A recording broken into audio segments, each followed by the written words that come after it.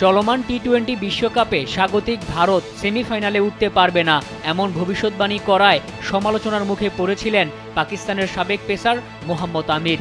Run তাড়ায় ভারতের batting ধস নামবে এমন বার্তাও দিয়েছিলেন তিনি। আমিরের সেই ভবিষ্যৎবাণী পুরোপুরি মিলে যায় দক্ষিণ আফ্রিকার বিপক্ষে। ঘরের মাঠে শক্তিশালী ব্যাটিং লাইন আপ নিয়েও 188 রানের টার্গেটে মাত্র 111 রানে গুটিয়ে যায় ভারত। এতে রান রেটে পিছিয়ে হুমকির মুখে পড়েছে সেমিফাইনাল স্বপ্ন।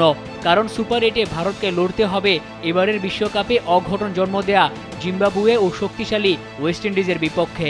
2 ম্যাচ জিতলেও নানা সমীকরণও মেলাতে হতে পারে ম্যান ইন ব্লুদের। তাই এক প্রকার খাদের কিনারাই আছে সূর্যকুমারের দল।